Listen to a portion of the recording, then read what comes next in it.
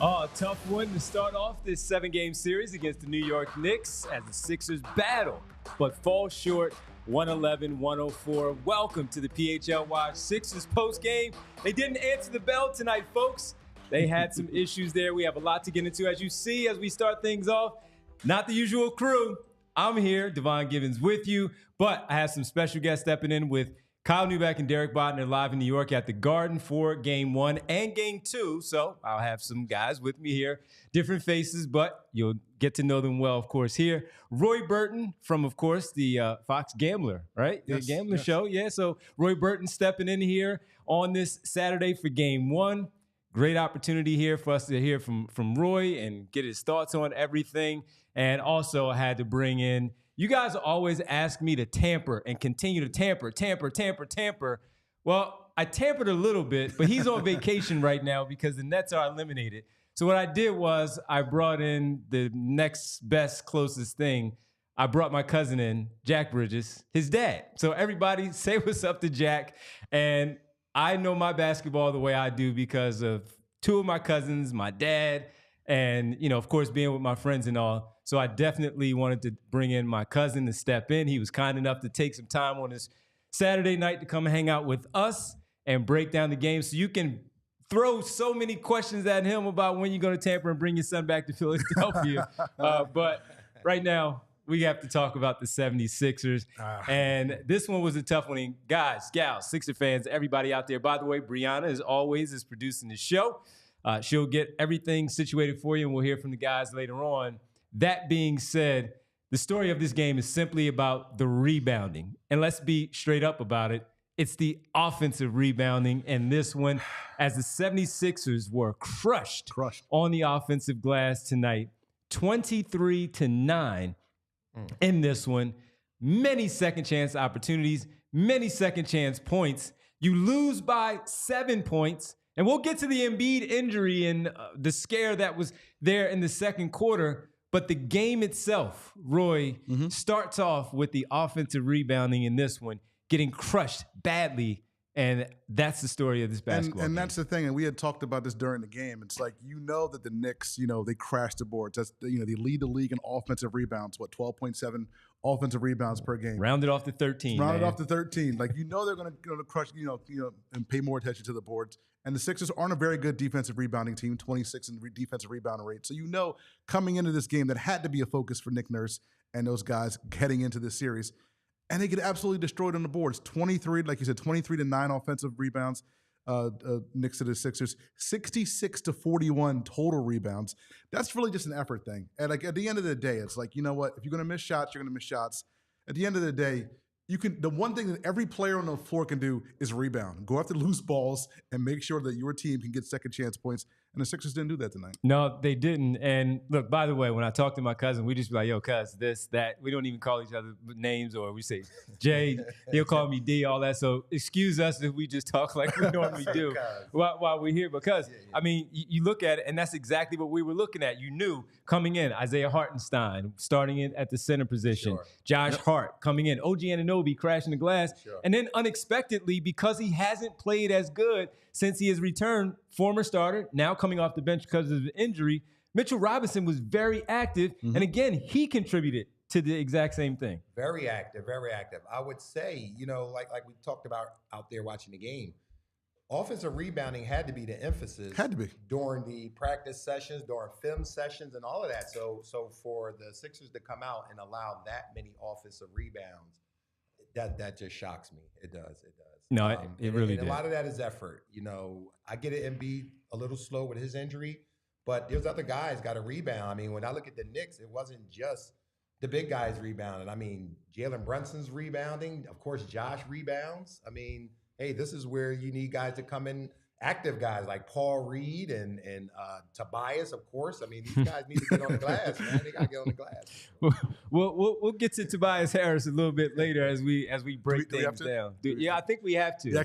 We actually have to in this one, because that was another unacceptable effort by him, at least offensively. Yes, he did help on the glass, but not enough, of course, because we're talking about offensive rebounds here quite a bit. But yeah, that right there is the key here. looking at the Sixers, they shot 44%. First of all, let's just lay it all out, too. They started off this game very well where they got into it and they were up 34-25 in this one.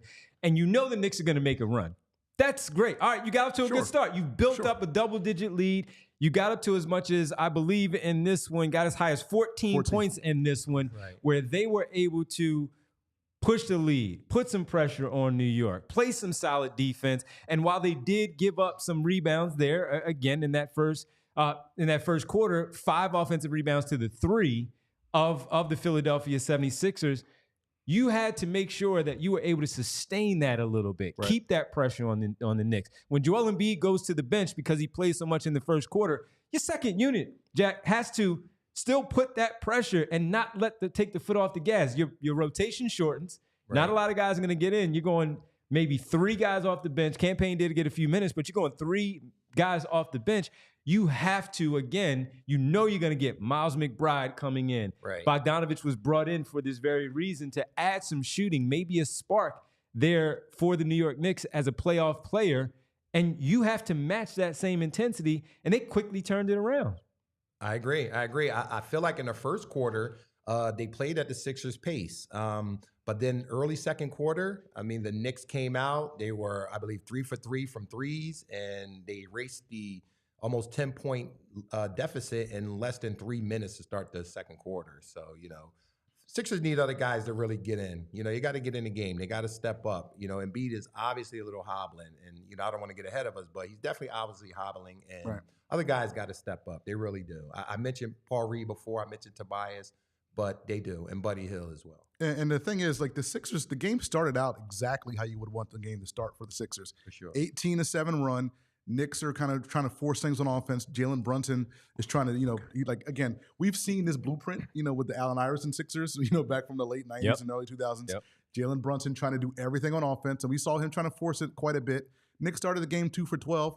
Sixers ended the first quarter, with a 9-point lead. Obviously, things are going to switch a little bit when the bench comes in. But you started out this game exactly how you wanted to. Like everything, like by the blueprint, it's like if you told me before the game Sixers would have a 9-point lead, Jalen Brunson's forcing shots, after first quarter, I'd feel good.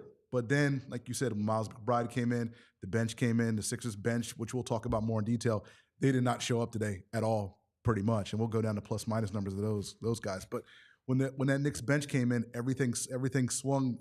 And then, like Jack said, 22-7 run by the Knicks to start that second quarter just kind of swung the whole game at that point. Yeah, the Sixers can't score just 12 points in the second quarter. You can't do that. That's not a winning recipe. Now, they gave themselves a chance. I see Liam Stevens says the exact same thing as I'm mentioning it.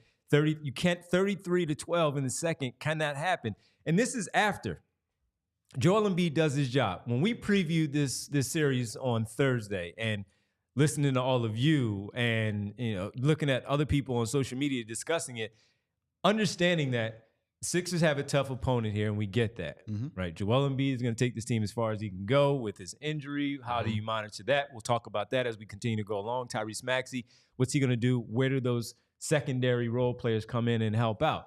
But when Joel Embiid does his other job of getting guys in foul trouble early, putting OG Anunoby in foul trouble with 2 fouls quickly, that's a great defensive matchup for Tom Thibodeau to have that quick-handed guy, all NBA defender, to disrupt the timing of Joel Embiid, having a smaller guy to make him a little bit uncomfortable, and also Isaiah Hartenstein, the same thing.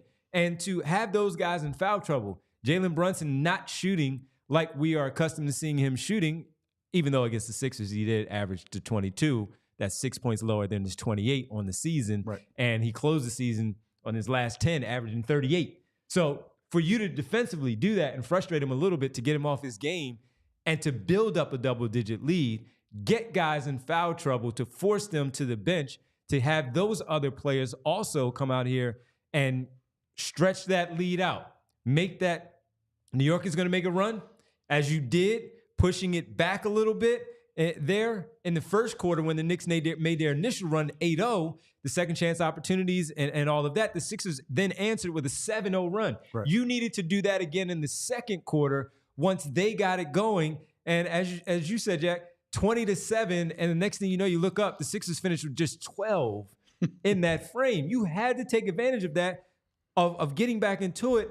And as the Knicks are making that run, which you knew was coming, you had to push it again. And that's where we talked about so many of the opportunities there from the bench guys with Embiid on the sideline not doing enough. Again, I feel like what we talked about earlier when it comes to the foul situation. OG picked up his second foul in the first quarter, and they didn't even attack him. Maxey had 0 FGAs during that stretch. When Mitchell Robinson came in the game, I thought that was a perfect opportunity for Embiid to, get more say it like to you the rim. said. Put him in the blender. Put him in the blender. Stay in that blue area. I feel like just, playing that high post foul line offense, it didn't work. It didn't work. It didn't put enough pressure on the Knicks. It didn't allow the other. See, my feeling with Embiid is if Embiid is going, even if he's not scoring that big, understanding the injury, it just elevates the other guys. It's gonna produce open shots for the Tobiases, for the Buddy Hills and the Oubres and stuff. And Oubre did pick it up later, but early on he was a little stagnant in his offense as well. To me, it all starts with Embiid. I don't know if they're gonna have a lot of success with Embiid playing that high foul line post area. He gets the ball. He's a little quick with it, and I just don't know if that's the formula for success. Could be his injury, though. And that's part of it. Part of it's the injury, but part of it is he likes playing that way. He likes playing that high post, kind of offense. So he kind of settles like that. But he has kind of resigned himself to take more of those outside shots, since the injury. So I don't think it's going to get any better. I agree. Like I think the game plan to beating the Knicks, or the game plan for the Sixers' best offensive strategy, as we saw in the fourth quarter when they had a couple nice runs, is give Embiid the ball in, like you said, in that painted area. Make the Knicks use those 16 fouls on Hartenstein and Robinson, and go to the foul line. Or at the end of the day, Mitchell Robinson is not the most intelligent defender. I don't know if I can just say that. I'll just say this: there aren't that many people in the NBA, intelligent or not, who can just guard Joel Embiid. Exactly, I agree 100%. So even 80% Joel Embiid, you give him the ball in the paint, he should be able to either make a basket, get fouled,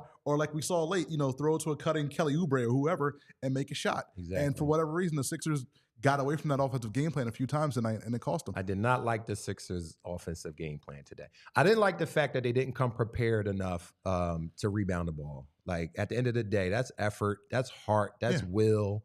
That's want to. That's want to. Yeah. It was no surprise that the Knicks was going to hit the glass like maniacs like they did.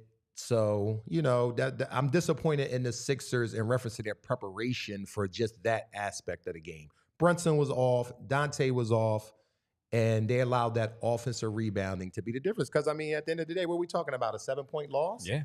You get out really rebounded like that, you should have got blown out. Exactly. So yep. You know what I mean? Sixers were leading in the fourth quarter. They were leading in the fourth quarter. But again, key offensive rebounds, it just killed them at the end of the day. Hopefully they'll come in the next game with that as the primary focus. Yeah, absolutely. Because the film study, for sure, the practice session, this has to be discussed once again. It's a problem because, look, when we talk about Embiid and the foul baiting, we discuss that all the time, how he's searching for those fouls. He's very good at it. He's one of the best about it.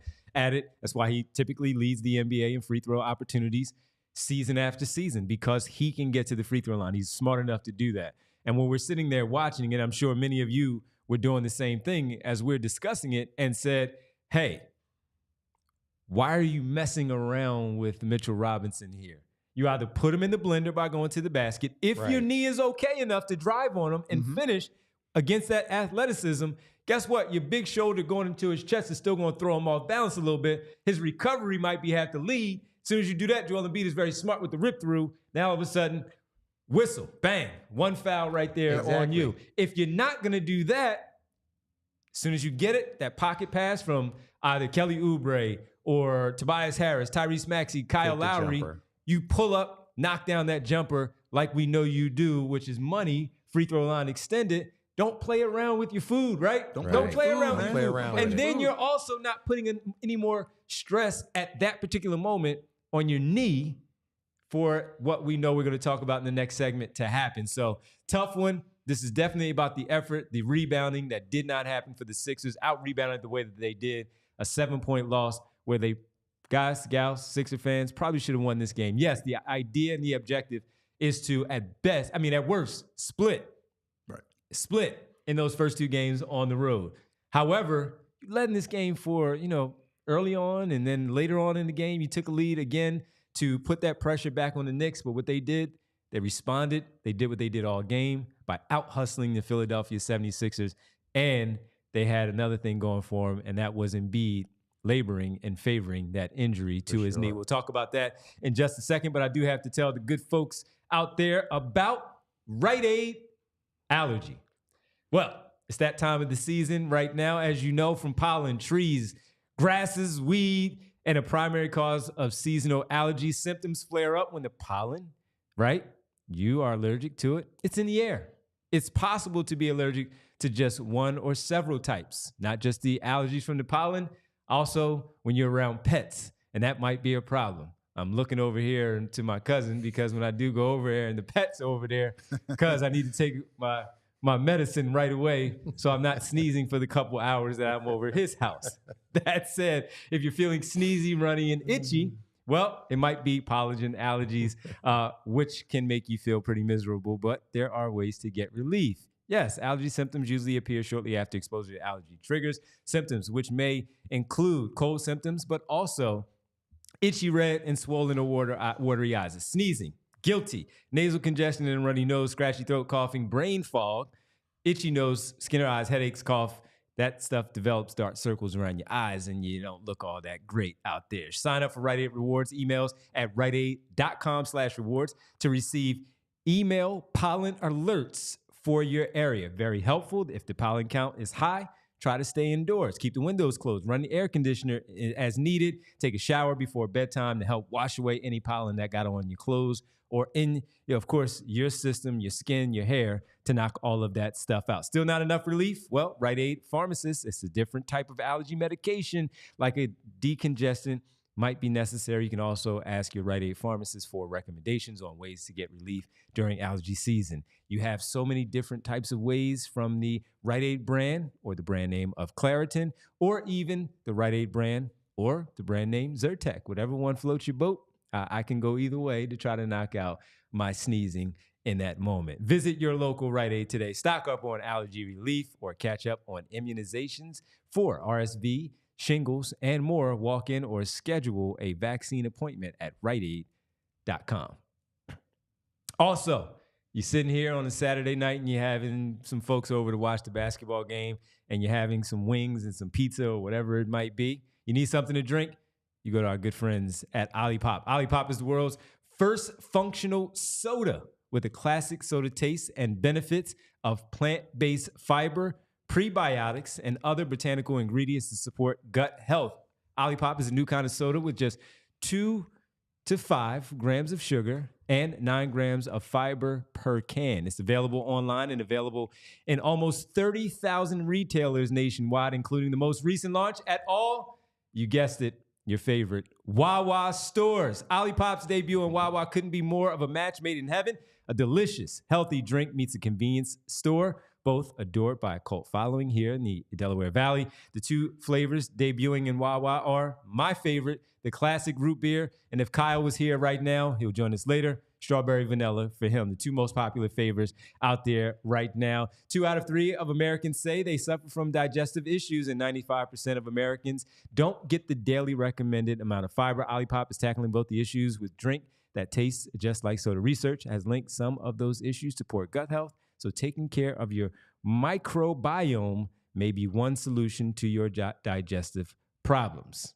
So if you want that Olipop, like I know you do, we've had some Olipop people out there since we've partnered up with them. Use the code PHLY20 for 20% off their next Olipop order. The discount only applies to one-time orders, not to subscription orders. Olipop is sold online at drinkolipop.com plus Amazon and available in almost 30,000 retailers nationwide, including Wawa, Target, Sprouts, Wegmans, ShopRite, and GoPuff. All right, welcome back to the PHLY Sixers postgame playoff edition. Answering the bell, they did not do that tonight, falling in game 1 by 7. Tyrese Maxey led all scorers with 33. Joel Embiid finished with 29, 8 boards and 6 rebounds, but it was really about the second quarter at that 2:49 mark for Joel Embiid. He had, again, Mitchell Robinson, where looked like he had a jump shot right there for him, right where he likes it, 15 in, pull-up jumper. He rocked him into it, picked up his dribble. I guess maybe he didn't have enough faith in his knee and his lift to get that shot off. He decided to turn, pivot, throw the ball off the glass, which has become a very popular play now in the NBA after Vince Carter and Tracy McGrady. Well, really Tracy McGrady, and then everybody else for sure. have made that. T-Mac used to do that all the time. Made that popular. Sure. Great highlight. He completed the dunk. Everything was fine until he landed and buckled his knee at the 2:49 mark. He got up after staying on the floor for a bit, went to the locker room where the training staff looked at him from then through the halftime period, came back out on the floor. But Jack, when he came back, he still didn't look like himself. He dominated early, and when he came back, you could tell he was pretty much laboring on that knee. I agree. But, considering that the Sixers won that third quarter, it's kind of what I've been saying, that just Embiid's presence in itself lifts the team. I'm looking at the stats here, and it really looks like, well, I don't want to get ahead of ourselves, but I definitely want to focus on that again. Embiid just being there, it lifts the team. You can tell by how flat they were when he went out. The team kind of dropped their heads a little. They didn't know where their offense was going to come. But him coming back out in the third, I feel like it definitely lifted the spirit of the team, which is why you guys won the third quarter. Maybe kind of gassed. The injury was kind of, affecting them come fourth quarter, which is why the Knicks won the fourth quarter, in my opinion. And the thing is, you're right. Like, the Sixers offense just runs better when Embiid's on the court, whether or not he's, the focal point of the offense or not. It's just, you can see when Embiid's, getting the ball, in the low post, he can, do his thing. But if he's not, again, you can run it through him, and then you can have guys like, Kelly Oubre again cut and make a cut and get a layup. Or shout out to Kyle Lowry, who had an amazing third quarter, 12 points in the third quarter today. Tyrese Maxey, he realized that he needed to step up and make some more plays offensively. He had 12 points in the third quarter. The Sixers offense is good. It just works better when Embiid's there. Again, even if he's not the focal part of the offense. And I know we'll talk about, what do you do with Embiid in game 2, given what we saw today. But I think at the end of the day, if Embiid's healthy enough to be out there, I think he needs to be out there, because it seems like everybody else plays better when he's out there. I think the energy, everybody just knows where to be, when Embiid's on the court. And I think that if he's not there for game 2, I think that offensively, I think it's going to be a little bit more disjointed than what we saw today. Well, I mean, let's, we can talk about that a little bit later to your point, but yeah, they seemed a little bit lost. And Jack, you mentioned not knowing where the offense was going to come from, but you've done it before. Right. You've done it for 29 games this season in that one stretch where he has been out and you had to figure it out.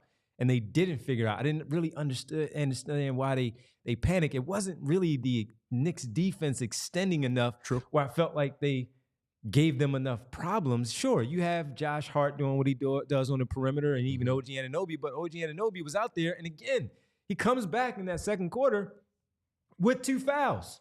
Attack him. Get him that third foul. Kelly Oubre had 3 fouls, and because they attacked him. The game plan was recognize KYP, know your personnel. For sure. You knew who the personnel was in front of you. Go after him. Put that guy in foul trouble so you can get him off the floor. And that's why I was a little confused at that point. But also, sure, he's out there and he's doing his thing and you guys are playing off of him and you build up a double-digit lead. But you've done this before. This is not new to you. You should have had a better answer. I agree. I believe Tobias Harris in the third quarter looked totally disengaged. I even made note of that. Again, Embiid is hurt. I mean, let's just make no mistake. He's hurt. Yeah. Guys have to step up. Yes. They have to step up. Look, Kyle Lowry in that third quarter, you mentioned Kyle Lowry. He did so well that we were all questioning how old he is. We were like, wait, Kyle Lowry's been in the league 18 years. You know what I mean? Right. So, shout out to Kyle Lowry for, being that veteran, showing why the Sixers brought him here. Mm-hmm. They didn't necessarily bring him for regular season. I mean, they signed him or they picked him up during the season, correct? Mm-hmm. So this is that time that they, expected to have Kyle Lowry, and this is what they, you get from a veteran player like him. So definitely shout out to Kyle Lowry. But man, if the Sixers don't get any help from Buddy Hield and Paul Reed, it's going to be a long series. It really is. I mean, is it going to be a long series? Is it going to be a long series of pulling your hair out? Yeah, that's what I mean. It's going to be a short. It's going to be the shortest long series, the longest short series you ever saw in your life. But and I say that because the Knicks are getting that. They are getting that from guys. Between Mitchell Robinson and let's not mention McBride. I mean, my goodness, what he did in that second quarter is probably why they won the game. I mean, 13 points. I know you don't win in that one quarter, but the Sixers was pulling away. You know what I mean? After that first quarter, and McBride came in and breathed life back into the arena. And I think that definitely contribute to their to the outcome. Yeah, I think the disparity, if I have the numbers right, I think it's 42-7 bench points Knicks to the Sixers tonight. 42-7. And else got to bench points are even more important. To your point, Jack, they're even more important when you have a guy like Joel Embiid who's not at 100%. Exactly. Like you need a Buddy Hield to step up. Buddy Hield, again, 11 minutes, no points, -16. Paul Reed, 11 minutes, -21. And his effort points. was good, but It's fine. you can only ask for so much. But you're also not asking for the point total from him. Right. You're asking for that second chance opportunity. Exactly. Get those offensive boards, dive on the floor, stop make them change their shot at the rim, contest them. Exactly. I thought he played okay okay. He played okay. Right. What's he supposed to get in the playoffs? 14 minutes and below. Right. You don't want him out there for 20 plus minutes. Then there's a problem. That means Embiid must some not foul be able trouble to play. or can't play or whatever. Of course. Nicholas Batum, almost 26 minutes, 3 points, -20. You need something. And you can't ask him to duplicate what he did in that too. play. That was my one of the notes that I made before this is who's going to be this game's Batum. It was Kyle Lowry. But it wasn't going to be Batum again. Right. It was Kyle Lowry. Somebody else had to be that guy. Yeah. Kyle Lowry was the guy, but you would like someone else to kind of step up, a non-starter to step up and be that guy. And that's what you got on the other side from the Knicks. Multiple guys. They did just that. Multiple guys. Sure. Even when Bogdanovich came in and during that stretch where he put pressure on them, where he hit a three, he got to the free throw line, right? He hit another three later on. He contributed in that way because Deuce McBride was already carrying them there. And then you get Mitchell Robinson coming in. And by the way, when we talked about the second chance opportunities on the offensive glass, can we again mention 26-8 second chance points for the New York Knicks against the Philadelphia 76ers. 26-8. 23-9 offensive. How many rebounds did Mitchell Robinson finish with? I believe he had 14 rebounds.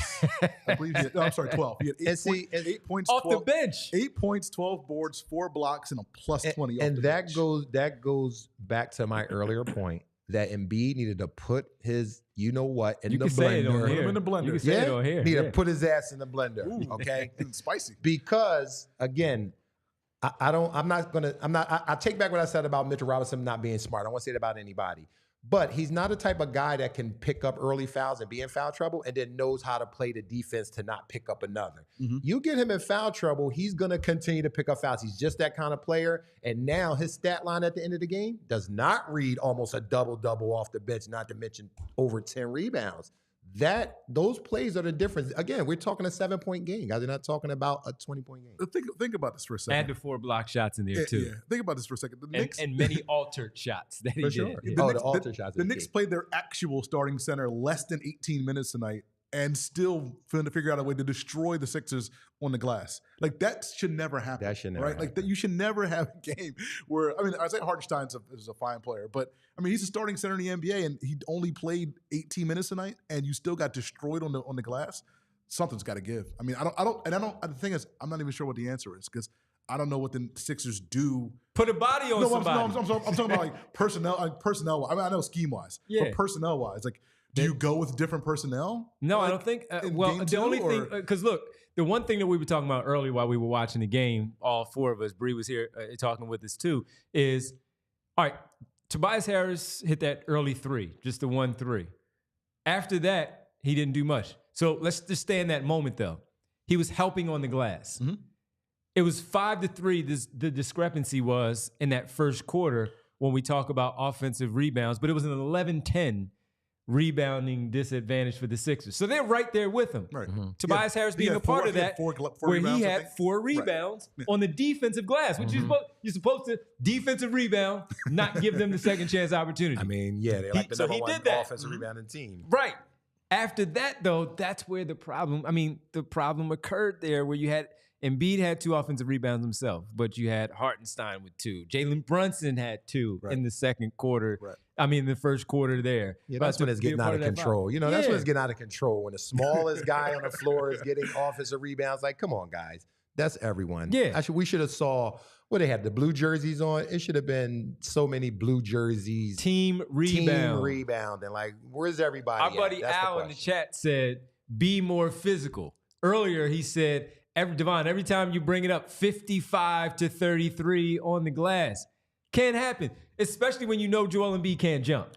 Right. You have to team collectively. Right. Get in there. If he's boxing out and he's giving that jump, you got to be in there to snatch that thing out of the air. Like or Josh if it's falling to the floor, Hart's jumping over guys. Yeah. Like, pick up that floor rebound. Pick up that floorboard so nobody else is going to get it. Why? Because when you already have your scouting report coming into this one, you know that's what they do. Josh Hart finished with, you mentioned Mitchell Robinson coming in and getting the rebounds off the bench, 7 offensive rebounds. He had more offensive rebounds than he did defensive, 7 and 5. Josh Hart finished with 13. 9 defense, 4 offensive glass for Josh Hart. Again, that's what they do. We talked about it in the game preview on Thursday. Keep them off the glass. Hartenstein was one of the people that we talked about. He didn't play as much as Roy said. The other guy did and got 7 of them. Come on. And then when you have Jalen Brunson doing the same thing, he also had 5 offensive rebounds, by the way. Smallest guy on the floor. Jalen Brunson had 5 offensive rebounds. And Isaiah Hartenstein in 1739 that he played with just 6.7 boards, 5 of them offensive rebounds. I gotta ask you a question. I love JB, but that's disrespectful. I got to ask you a question, Devon. Is there some of that Rite Aid allergy medicine for the Sixers in rebounding? Because they were clearly allergic to rebounding against the Knicks tonight. Yeah, practice. Not to mention allergic to getting back on defense when you see the disparity and fast break points. I do want to say that, since we're talking defense, I do want to say shout out to Kelly Oubre because he made Jalen Brunson work today. And that's really all you can ask for. Like, Jalen Brunson is going to get 20 plus. He's going to have a game in the series where he's going to have 35 and score. He made Jalen Brunson work for those points that he got today. For sure. And so kudos to Kelly Oubre. I know, this is kind of a sad session where we're bashing everybody, but Kelly Oubre. They lost. You should be bashed. I understand, but I mean, there are some positives that we can take out of that. And we'll do that as we preview game 2 towards the end of the show. Of course, we'll check in when we can with Kyle Neubeck and Derek Bodner from New York a little bit later. Again, if you're just checking in, you used to Kyle and Derek being here, or even Rich, right? Rich will be here on Monday. We'll tell you about that in a little bit, but we had to call in some other reinforcements. Roy Burton, my cousin, Jack Bridges here, so you can tamper here with Jack while he's here right now about his son, Mikhail. He is reading the chat. Make the trade. So we'll talk about all that as we go along. We'll get into some, as you said, some good stuff to talk about. A lot of bad things to talk about. We'll talk about some good things, though, as we go along. We definitely have to talk about Tobias in that bad category when we get back. But I do have to tell everybody about, if you're looking for some place to have your money, you don't like the institution, your banking institution that you're currently with right now, you're looking for a new place to go. You're like, Devon, help me out. Where do you want to go? Well, I'll tell you about our great people from TrueMark Financial Credit Union. If you prefer a credit union, hey, this is the opportunity for you to jump in right now, as we tell them, as they partner with us here at PHLY Sports, and certainly here on the PHLY Sixers show. When you join a credit union like TrueMark Financial, you become part owner, which means profits comes back to you instead of going to shareholders. Better rates, lower fees, a better return on savings, and more flexible options with all the same digital tools and tech to make our lives, your lives, much easier. TrueMark has local roots, headquartered in Fort Washington with 24 branches in the Philly area. They serve our community and our people right here at home. There's one that I can remember very vividly being in the West Philly area, one right there by Street Road in Upper Darby, right there along that strip, the TrueMark Financial in that little shopping center. I've been there for many, many years. So if you're in the Upper Darby area, definitely telling you about that one. They serve the community and the people right here at home. Becoming a member of a credit union has so many benefits over being a customer at a bank. It's a total no-brainer. So again, as I mentioned, if you prefer a credit union over a bank, TrueMark Financial is the place for you. Head over to TrueMark.com/PHLY to learn more or to find a branch near you. That's TrueMark.com/PHLY, federally insured by the NCUA. Also, I have to tell you, if you're deciding, all right, the Sixers did their job here. They kept it close. You feel like they're still the better basketball team, and you believe that they can win game 2 on Monday night in New York. Split that series there, 1-1, coming back to Philadelphia on Thursday. Well, you say, all right, I need to relax. I need to choose chill. Well, from day-to-day annoyances like the big stuff or your team losing game 1 of a 7-game series in the postseason, it's easy to get worked up. I know a lot of you are by reading these comments. We'll get to our super chats here in a second. But there's a better way, a chiller way. Turn your team's loss into a parking lot dance party by choosing chill. And when you choose chill, you reach for a Coors Light, as one of my Knicks buddies is texting me while he's watching the show. So the game didn't go the way that you planned. Obviously, I don't know about the baseball team. I don't know what they did. Roy, check and see what they got to win. They got to win. They got to win Yeah. over Chicago as they visit here. One more As on they Sunday. should. As they should. Boy, Good isn't win Chicago on like the worst Friday team in the league? as well. Hey, you decide you need to choose chill.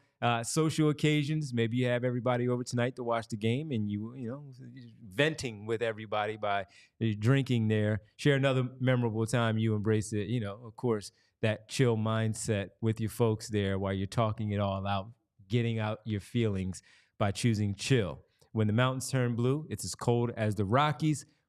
Coors Light is cold lager, cold filtered, and cold packaged for a smoother finish. When it's time to chill, open the Coors Light. It's mountain cold refreshment, crisp and refreshing as the Colorado Rockies. When you choose to rise above it all, choose chill. Choose Coors Light. Get Coors Light delivered straight to your door with Instacart by going to CoorsLight.com/PHLY basketball. Celebrate responsibly. Coors Brewing Company, Golden, Colorado. All right, let's talk about Tobias Harris there, Roy. Ooh, okay. Shall we do that? Let's talk about Tobias Harris. Because there's been a lot of chatter, of course, of should he be in the starting lineup? Should his minutes be cut short? You saw where in the play-in game against Miami, he wasn't in the closing lineup. No. He was on the bench. Tonight, he was on the bench somewhere in that final 5 minutes. Then you look up, he's back in the game. Back in the game, folks. He finished 3 for 7. He had his first 3 early on where we were like, okay, that's a great sign. But like Derek Bodner always likes to say, all right, he makes the first one. Let's see what he does with the next one. He misses it. If he misses it badly, it'll start to sink into his mind. It becomes a thing that keeps him from shooting it again. Mm-hmm. And we saw that for a while. Right. He was no longer aggressive. He did 4 points later on in the fourth quarter where it certainly helped him out. But it was another performance here where he finished with 7 points on just 7 field goal attempts. Mm-hmm. That 1 3-pointer, he was 1 for 4, did crash the glass, Right. 9 boards, as we talked about. But when you get 18, another contributor helping out like Batum did in the play-in game, 18 from Kyle Lowry, you get your usual from Maxey and Embiid, Mm-hmm. especially when Embiid is now laboring. Exactly. Roy, you needed to somebody to stop that bleeding. While Kyle Lowry did that, Right. maybe even in that second quarter was the opportunity for Tobias Harris to do that. Defensively, we always talk about him doing a decent job too, and maybe that's taken away from some of his approach offensively. But this is becoming a problem. You're giving him, I think, a pass on this one. Like, I don't, My bad. Floor's yours. That's the thing. Floor's yours. I don't know. Back away. No, I'm just saying. Like, I don't know. Like, we watched the game. The folks. I was trying to help him. You know, they still need him, but go ahead. The folks in the chat watched the game. I don't think Tobias Go Harris. ahead. I've already seen somebody with a great one that says "too bias." Yeah, I don't know if anybody has seen Tobias. Tobias was locking anybody up defensively. You need something, and that's the thing. I'm so conflicted because, you know, Jack, as you said, like, you know, Tobias Harris did crash the glass at some point. He had 9 rebounds, led the team in rebounds tonight. So you need somebody to rebound, but at the same time, you need somebody to be more aggressive on offense. Yeah. So is it more important to have someone in that lineup, you know, whether it's closing time or whether it's starting lineup or whatever, that's more aggressive, like a Batum? Because Batum's going to take the shots. He's not going to rebound like Tobias. Right. But if he has an open shot, he's going to take it.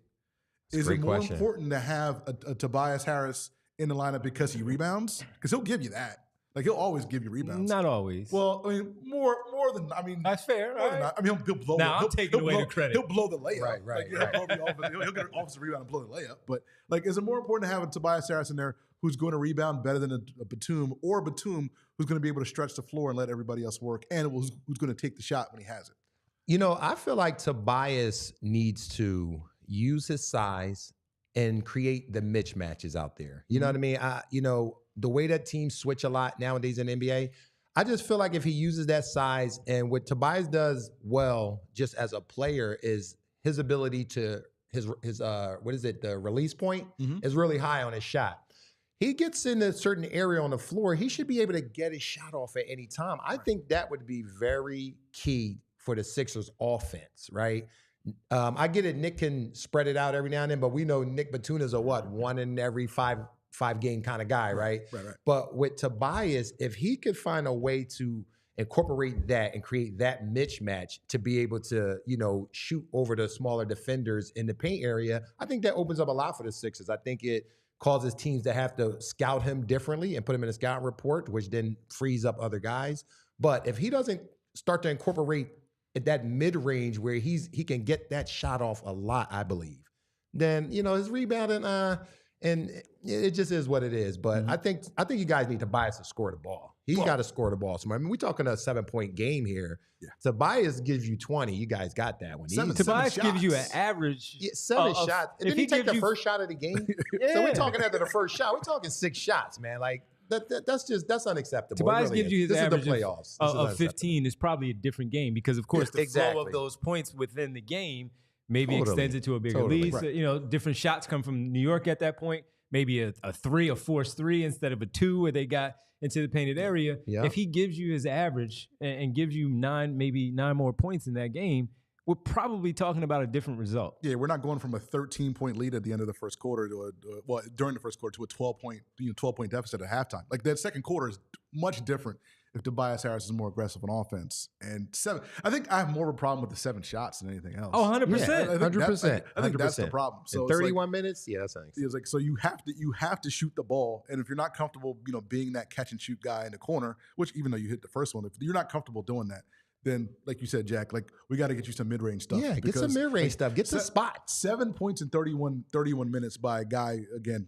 I hate to say it, but a guy who's making that much money. Like, you're that important to this offense. You need to shoot the ball more than 7 times. Agreed. Embiid shot 22 times. Maxey shot 26. Yeah. There's still enough shots. There's plenty of shots. But here's the other problem. If you defensive rebound, you have way more than 81 field goal attempts to the Knicks 91, where Tobias Harris could get some more shots maybe on the other end of the floor if they defensive rebound and go the other way and give yourself an extra possession like you should by doing so. That said, Kyle Lowry finished with 18 on 9 shots. Now, he had it going on in the third quarter, so that helps with that shooting percentage and the efficiency there. Tobias Harris, though, you snatch that ball and you go do your work. It's just the bottom line. We've been saying this for a long time. That's not taking away from the 26 shots that Maxey got or the 22 that Embiid got. If Tobias Harris, again, takes advantage of the opportunity when you have a smaller defender, as good as Josh Hart is as a defender, he's still 6'4". Exactly. I mean, because he's legit 6'4". Love Josh to death, but okay, I don't know Josh to be that great of a shot blocker on guys who got him by 5 or 6 inches. So you outwork him because he's going to work to get it, and he did tonight. So you shoot over those smaller defenders. Sure, OG Anunoby's going to be on you at times. But guess what? He's also playing with 2 fouls at one point where you can go at him. And Josh Hart had 4 fouls halfway through the third quarter. Yes, he did. Like you had guys in foul trouble. And it's like it didn't matter. Right. It's like it didn't even matter. Mitchell Robinson too early, 2 fouls early, right? Josh Hart 2 fouls early, had 4 fouls halfway through the third quarter. Put these guys in the blender. This is like the NBA is always, it's just a game of mismatches, right? Like basketball is really a game of mismatches. If a guy's in foul trouble, you attack him. And a game of runs. Yeah. And we saw the Sixers with we saw plenty of runs tonight, but we saw the Sixers with plenty of mismatch opportunities tonight. Didn't take advantage of it. Didn't take advantage. Our buddy Ash Monroe in the chat says, Devon, Knicks would not win a single game in the series if the Sixers break even on the glass with them. And Ash, that's what we started with the out-rebounded part. And then just now we pointed out, of course, if they rebounded and cut into that offensive rebound there category, you give yourselves 10 more shot attempts. Or, look, you might even turn the ball over. But it's not... They don't have the opportunity right away on their end of the floor Right. to get a chance to go out there and score. By the way, the defensive game plan for the Sixers at some point we realized, after Josh made his first three-pointer, we realized, all right, they're going to also back off of him and force him. They're going to dare him to shoot. He kept shooting. He missed at one point. You even talked about it, you know, how he plays it. If he missed, Tobias Harris does the same thing. If he misses, he might back off of that a little bit. He might look to drive and get to the basket, get to the free throw line and get something going instead of shooting those threes. Instead, he kept shooting. He ended up 4 for 8.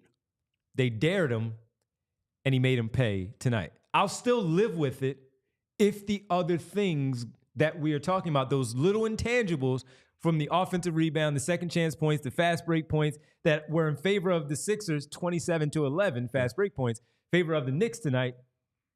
I can live with that if he's making that because those other things are probably not happening at the same time if you are playing your game, doing what you're doing, while also keeping Jalen Brunson under his average, keeping Dante DiVincenzo off the floor because he only played 25 minutes and missed 7 of his shots, including 3 threes. You probably, like Ash said, you win that game. You win this game. Like, you held the Knicks to less. So many things, man. You held This was a very winnable game for the Sixers. Yeah. It really was. You held the Knicks to less than 40% shooting, right? You held Brunson and DiVincenzo to a combined 11 for 36, right?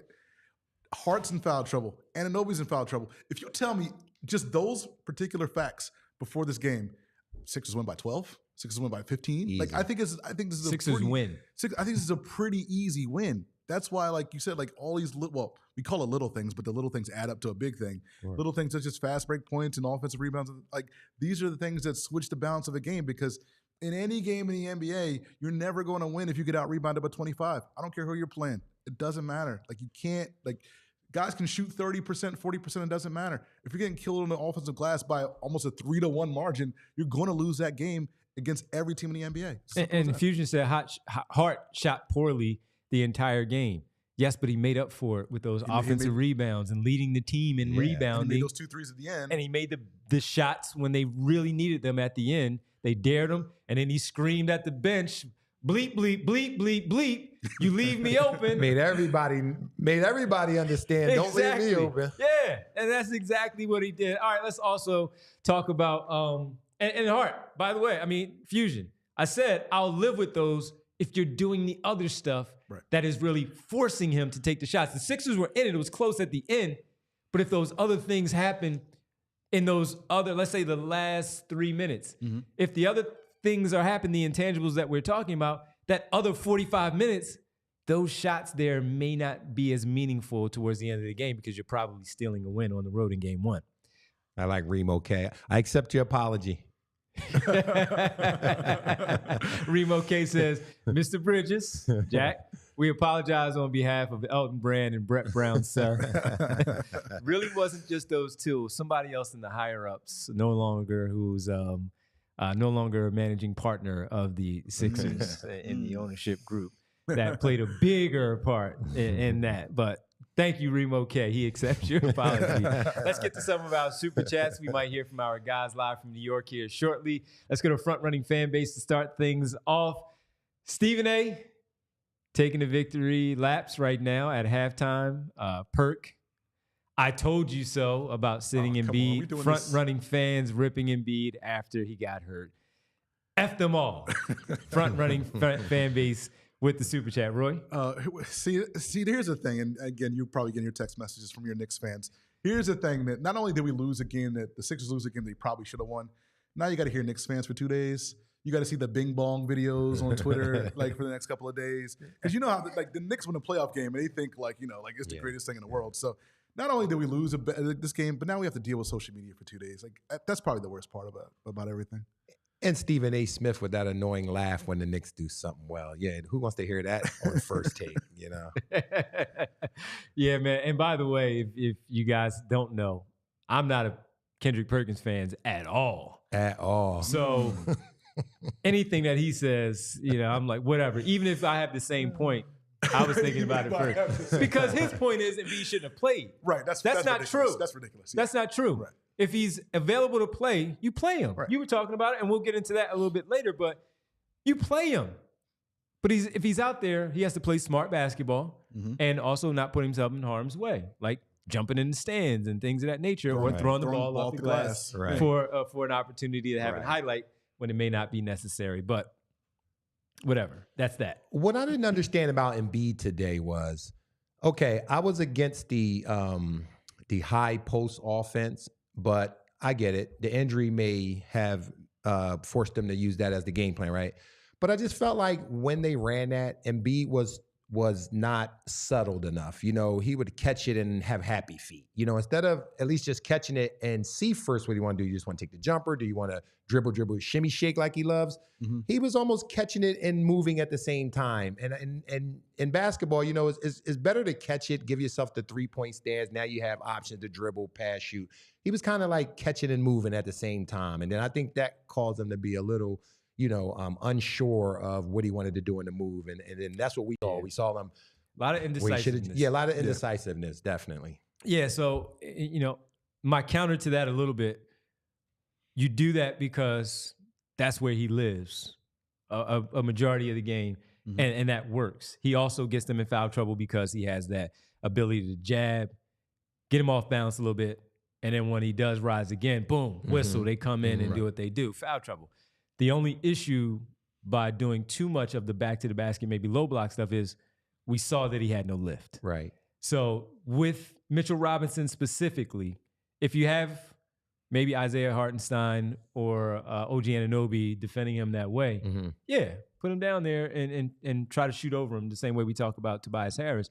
Mitchell Robinson clearly had it in his mind that he felt like he can challenge him at the rim and make Joel Embiid change those shots. So that would be my only pushback on that. I still run it up top a little bit more just for that reason. But even those jumpers were short, though. Even the jumpers from the top of the key were way short. short. Everything was short. Because he was indecisive. Yeah. I thought, you know, and the leg. Let's go to Furious here with the Super Chat. 2 games in a row where everyone and they mama knew to watch Heat's 2-3 and the Knicks rebounding, and yet completely unprepared. I can't disagree with that. For that. I didn't see a lot of like exotic defenses from the Knicks. Knicks played them straight up. No, just talking about the rebounding. Like, you should have been prepared for the offensive rebounding. These guys crashing the glass, and they weren't. Just like they should have been prepared in the first first half of the Miami game. And Jack, like you said, they looked like a high school team against Miami. Spoelstra let him off the hook with that one. In the third quarter. Another story in the third quarter. And you know, I think we agree that, you know, Nick Nurse will have these guys better prepared for game 2 as far as the rebounding goes, just like they switched things up in the second half of the Miami game. But it's a little bit disconcerting because, again, that's the number one thing that we probably saw coming into this game. The Knicks out-rebounding them, especially on the offensive glass, and it came to bite them. And let's go to Jake M next with the Super Chat here. I'm sick of hearing about tweaked knee. That's not a medical diagnosis. What is actually happening? So, of course, he's talking about what the Sixers medical staff may release as the issue that they're dealing with at the moment when it comes to Embiid. Of course, we know that it was a meniscus surgery that he had and sat out the 29 games out for that extended period of time. Comes back, he tweaked his knee. I mean, in game, he came back. So I'm not really sure what they're supposed to say, except for they're not going to tell you that he re-injured it. Yeah. Right. They're not going to tell you that they re-injured the knee. He's going to say they tweaked the knee. So I hear you with the frustration. That being said, they're not going to give anything to New York and give them an advantage at that point. Right. Let's head to the Garden right now. I think they're in the Garden. Are they in Garden, Bree? We'll find out right now. Let's check in with the guys back in New York. Both Kyle Neubeck and Derek Bodner on the scene, checking in to give us the update live from New York of what happened in this game 1 from the fellas. Oh, man, we really got to squeeze in here. Nice and clean. Look at that. Looking professional. Who are these guys? Look at By these the way, guys. we are decidedly not in the Garden. We had to book it back to the hotel because apparently the good people of Madison Square Garden do not take kindly to you trying to do live hits from the arena after the game. Wow, look at that. Okay, well, Kyle, Derek. Well, first of all, man, I mean, we'll start right away. We'll get to the Embiid part because he did finish the game, so we'll get to him a little bit later. But as you guys saw on the thumbnail for the show here, out-rebounded. And we discussed this in our preview on Thursday, all three of us, where we talked about that, where the Knicks lead the NBA in offensive rebounding, and they have hurt the Sixers in the season with taking 3 of the 4 games, and that was a big part of that. We highlighted Hartenstein, OG Anunoby. We didn't factor in Mitchell Robinson as much because he hasn't played, but he was a big part of that. Guys, how were they not prepared for this when we knew this would be a big part of the game plan for the New York Knicks? So some of it, I think, is not being prepared. Some of it is also just the Knicks' strengths playing out against the Sixers' weaknesses, for sure. Like they said after the game, there's not a whole lot you do other than rebound better, more attention to detail, more collective effort, right? Like it's a very simple thing, but the Knicks, the whole brand of basketball, is playing hard, punishing lapses in attention on the glass. And to your point, Devon, I don't know why they were not ready for that. They seemed ready in a lot of other ways, right? Like New York's half-court offense was really bad. If they had been able to actually end possessions, we'd be talking about a defensive masterclass. You slow down Jalen Brunson, you do all kinds of good things. But it's a great example of the thing we talk about all the time in the playoffs, which is every possession matters. And you can't let teams have 2 and 3 and 4 chances. Eventually, even guys like Josh Hart, who is not a good shooter, they're going to make you pay at some point. So it's real unfortunate they let this one get away. I think you probably feel more confident coming out of this game because the rebounding battle was lost like that, because they shot poorly from 3. You'd expect that to go another way in a different game, but it is a little dispiriting to not get that one. Yeah, and Kyle brought up Josh Hart shooting threes. I'm sure we will get to that in a minute. But look, New York started this game off. I think 9 of their first 11 points were on the offense on second chance points. Like Kyle mentioned, I thought they played really good first shot defense for most of the night. They just got beat to every floorboard. They got beat to every out-rebounded muscle play outside of, it's strength versus weakness in a very big way. And outside of Joel Embiid, when his mobility isn't 100%, I think rebounding is probably where it takes the biggest hit. But outside of Joel Embiid and Kyle Lowry, they just don't have very many people who really get after it defensively and on the defensive glass. It was infuriating, but I think it was a little bit predictable. Not to this degree. The degree to which they lost rebounding battle was absurd. It is a reason why they were going back or going to game 2 0-1.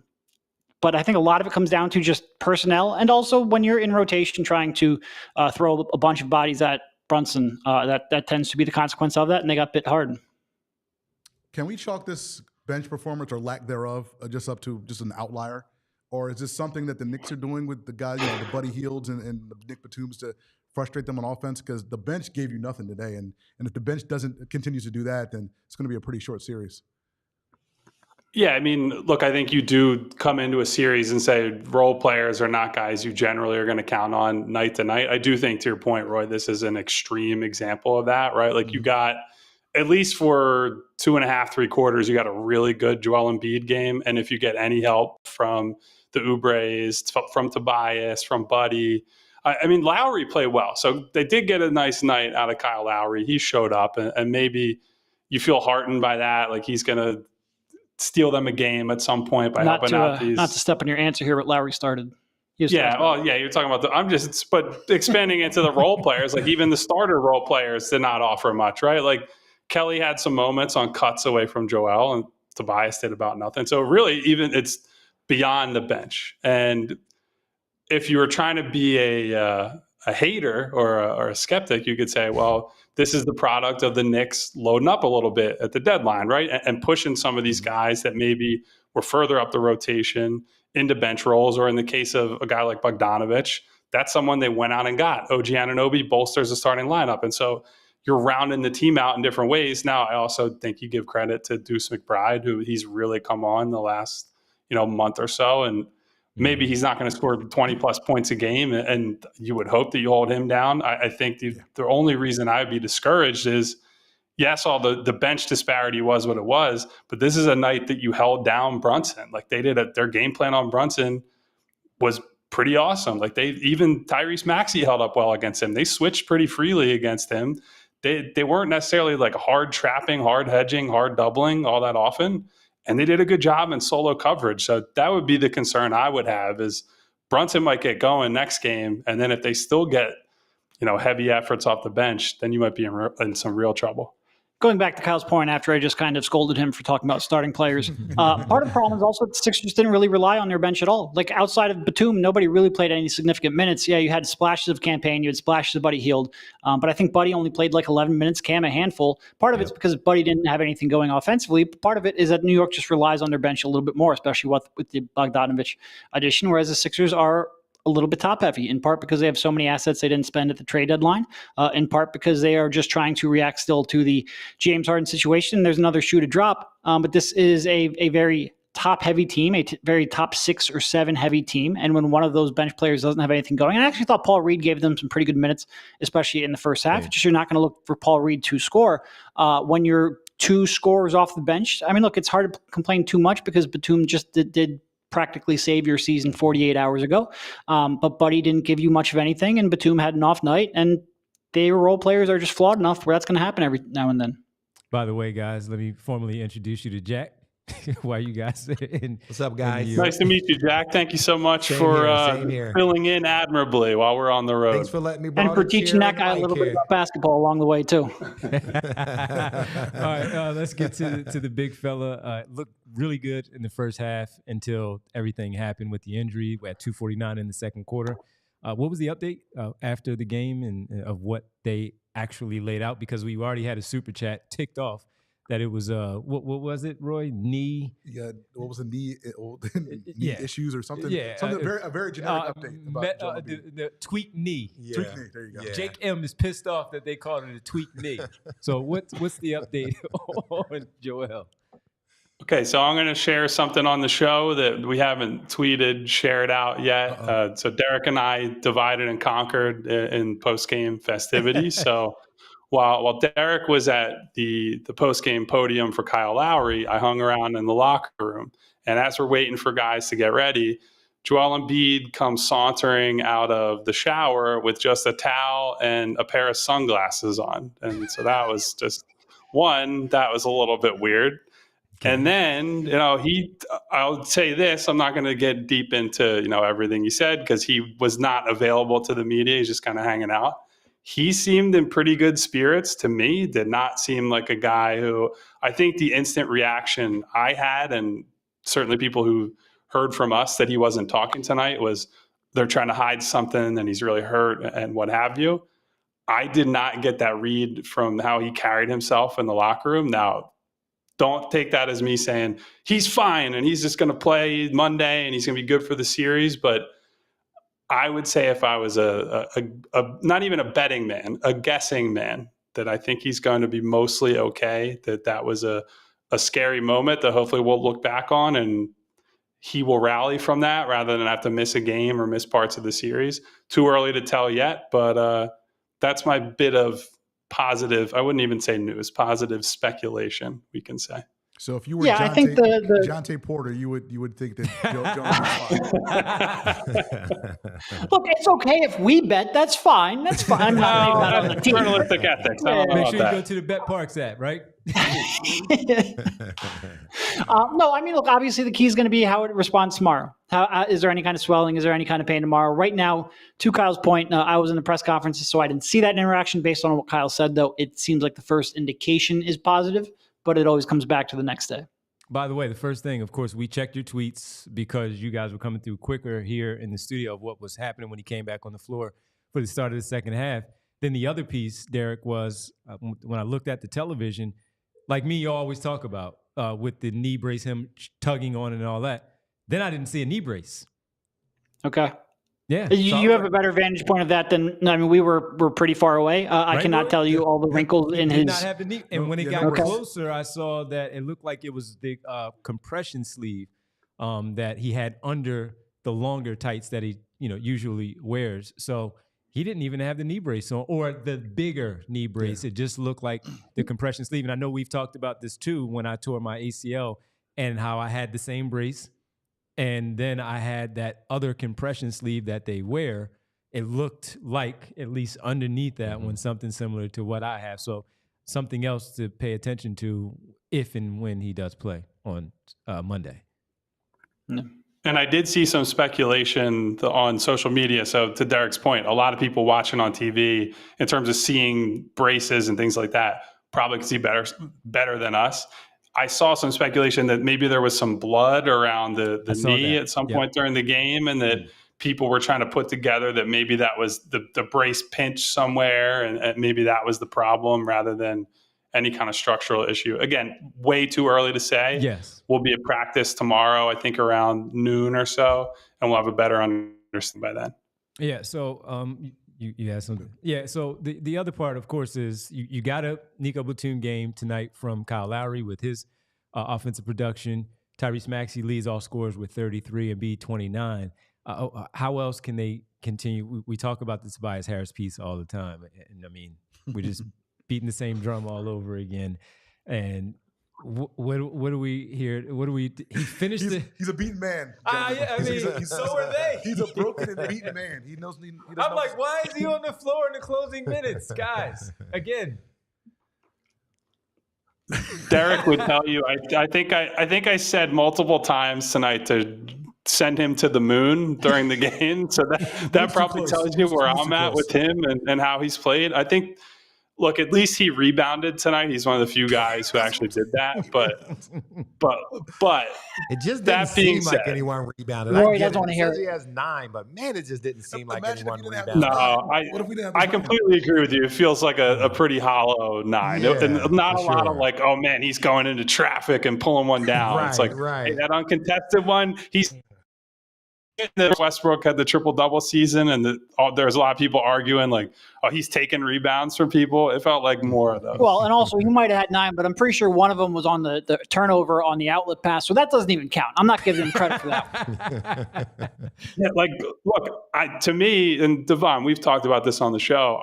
I have just written off the idea of like you're going to get him going, right? Like the idea is that you're going to run more pick and rolls, you're going to do this, and it's like okay, but maybe you get him going, but he's not creating for others out of those looks. He's not getting the open shots for Tyrese, Kyle, Nico, Buddy, whoever it might be, Kelly. And so I'd just rather it go elsewhere. I do think, you mentioned Maxey a little bit earlier. I do think they fell into some good stuff in the second half where they were able to pretty routinely force switches. They got, Hartenstein or Robinson or some of these guys who can't keep up with him in space. So he's getting by them. And then once you get by them on the perimeter, you just got to beat, like Josh Hart or somebody like that at the rim. And so that's something that I think they will go back to. And that's going to be really important in the non-Embiid minutes, right? Because Tyrese's best minutes all night were with Joel. What they need from him is to take that leap and be who he was in the regular season at the start of fourth and the start of second quarters, where not only were they able to maintain leads, they were able to build leads. And that was what killed them tonight. Derek, what are you looking for? Game 2, early preview. Of course, you guys are going to be writing PHLY, allphly.com. Go check the guys' stuff out there. What are you looking for Game 2? Rebound the damn ball. It's not. This isn't all that complicated of a one to clean up here. And make open threes. How about that too? And not only did rebounding the ball give them second chance points, and I can't imagine how many they ended up with on the night. Like I said, I think they had 16 at halftime. It feels like they probably got at least that many there down the stretch. But also they just didn't have a chance to run. The Sixers had moments where they struggled in the half court, certainly in the second quarter. But the way you rectify that is you get out and run, and they had no chance to run because they couldn't rebound the darn ball. I think problem A, B, and C start off there. 27-11 fast break points in favor of New York after their 23-9 offensive rebounding advantage there as well. So you're right. 23. Whew. Yeah. And look, that's part of why the Knicks are a really tough team, right? They win the margins. They do everything they possibly can.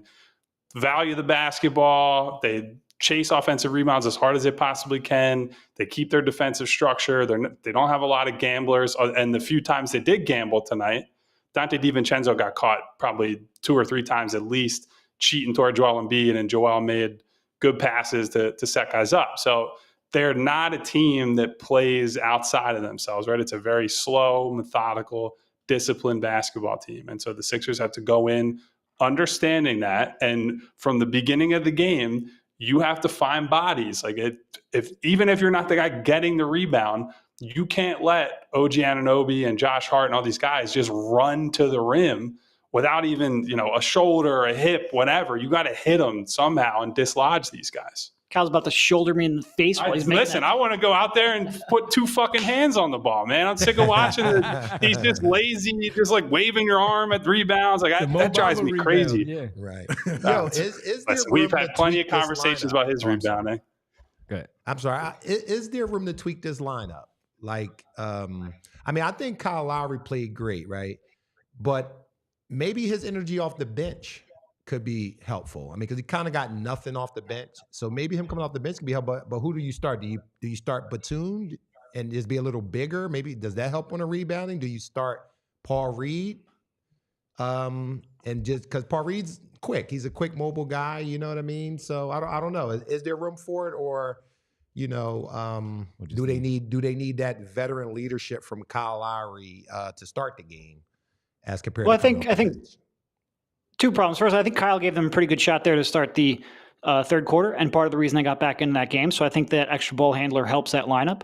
But I also think Nick wants at least one big wing out there to put on Brunson pretty much at all times. Kelly drew that assignment for a large chunk of the start of the game, and then when Batum came in, he drew that assignment at times as well. So I think they want to stagger Batum and Kelly to make sure they have one of those big wings to throw at Brunson. So I would be surprised if they make a change to the starting lineup. Not impossible, because I think when we get to the playoffs, Nick will throw pretty much anything at them to see if something can swing the series. But I think right now they'll probably stick with what they have. And to your point, I think it'd probably be easier to consider an adjustment if anybody off the bench had played well, right? Like if Batum had come in and played like he did the other night, maybe not 6 threes or 20 points in the second half, whatever. But if he had come in and played like he did the other night, then you say, okay, we're going to get some value out of him in the starting lineup. You get the value out of Kyle as that, kind of bench captain sort of guy. I always get concerned when it's Tyrese and he's the only real ball handler out there. And it's part of why I do like him and Kyle playing together. But it is a big challenge because I don't trust Campaign a whole lot. He played very sparingly tonight.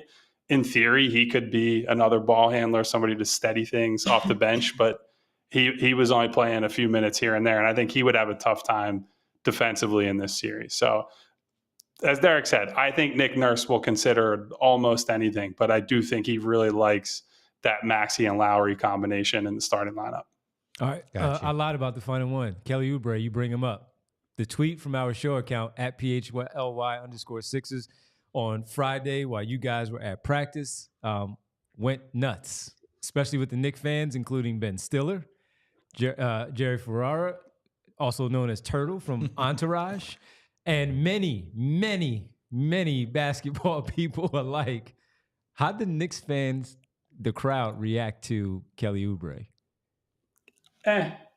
Really? I just want to say one thing, because Kyle has been like, oh my God, I can't believe everyone's making a big deal about this one part of the quote when there's all this other nice things he said about New York. Well, there's a reason you highlighted that part of the quote in the tweet, Kyle. You knew it was going to get the reaction.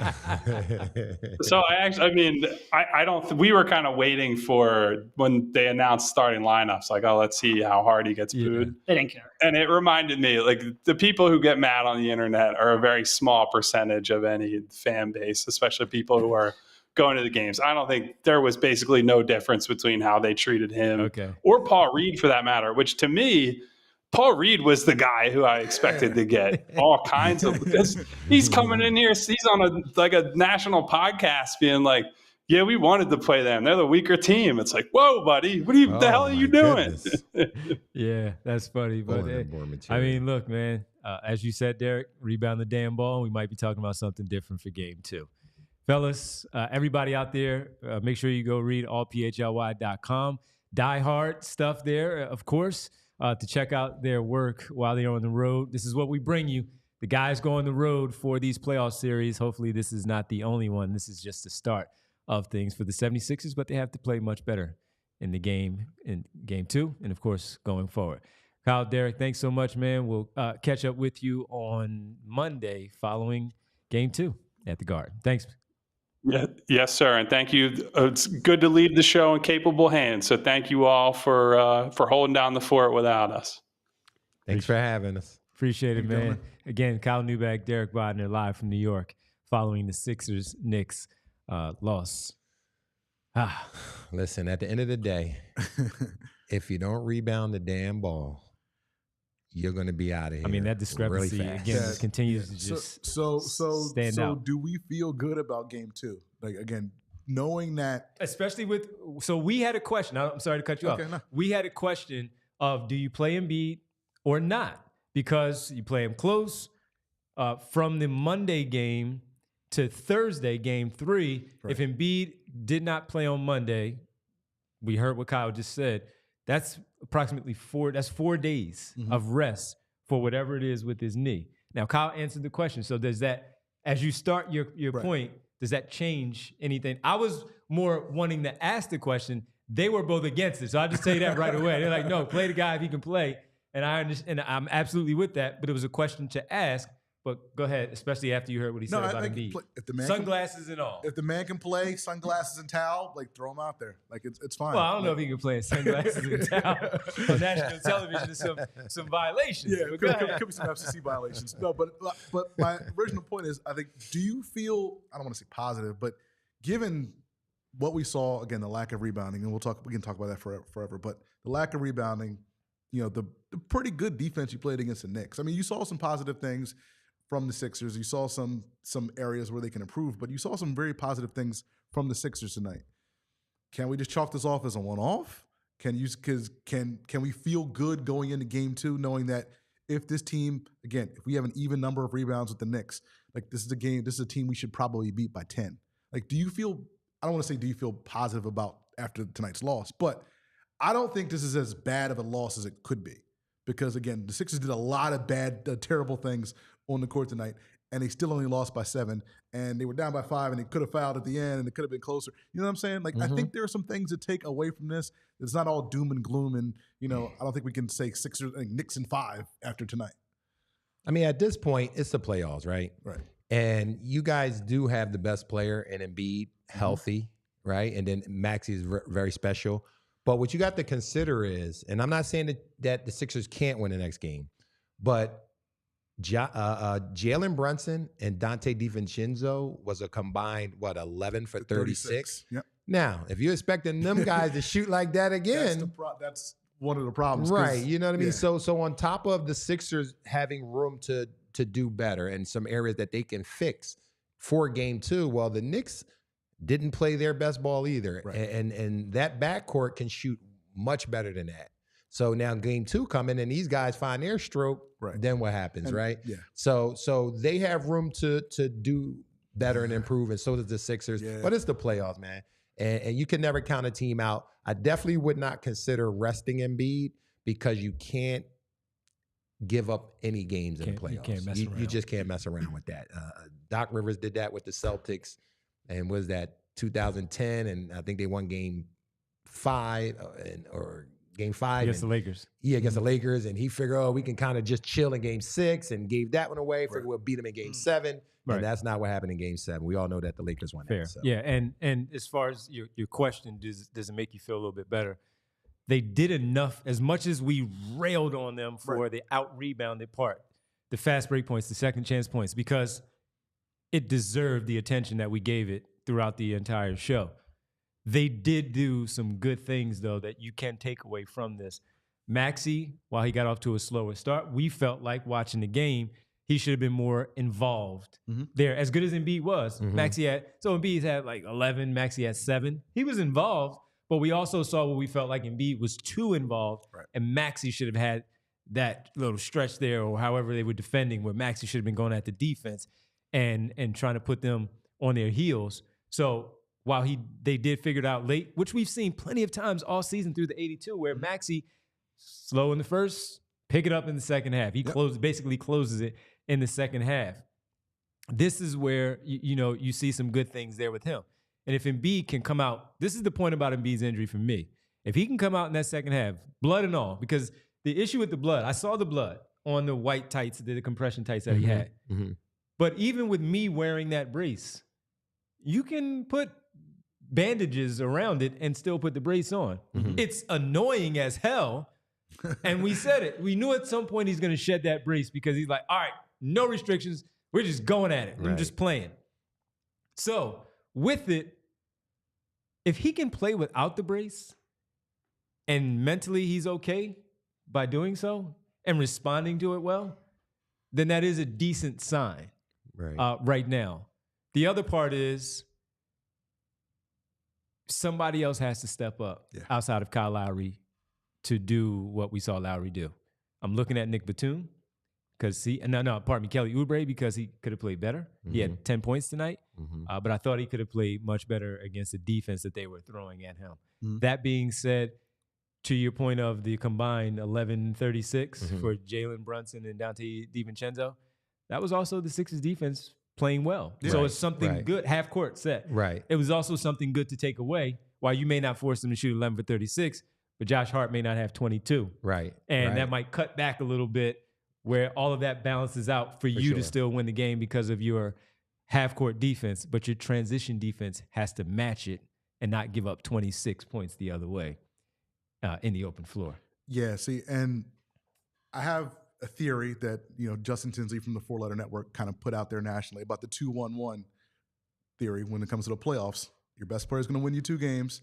Your second best player is going to win you 1 game. And then your third, somebody else. That was always my theory, too. A random. You got to find your role player to help you win that game. Needs to. Guess what? That was Kyle Lowry tonight. That was the thing. Right. You got the Kyle Lowry extra. You got that one from Kyle Lowry. You're not going to get this offensive performance from Kyle Lowry. You could get it from Oubre. No, but I'm saying, but you're not going to get it from Lowry. Yeah, you're not going to get it. Not in this way. And you might get it from Oubre, but he might be more, geared towards trying to stop Brunson defensively. That you might not get the 20 plus from Oubre. You can't get both, right? That's the thing. So it's like you got the Kyle Lowry game tonight. Like you probably don't get that again. You might get it at home though. You might get it at home, like you said. Role players, right? Role players better at home. We for saw sure. we saw the Knicks tonight. Miles, the microwave McBride. Exactly. See what he did. We saw like Vinny Johnson. And hope that you don't get another night like that from him. You saw Robinson tonight. You saw with Bogdanovich tonight. Sure, for sure. But I think this is the Joel Embiid you probably get, and this Joel Embiid. He still gave you 29. Right. But is that on a half a wheel. But is that enough to give you the 2? Is he going to give you the 2? Is Maxey going to give you the 2?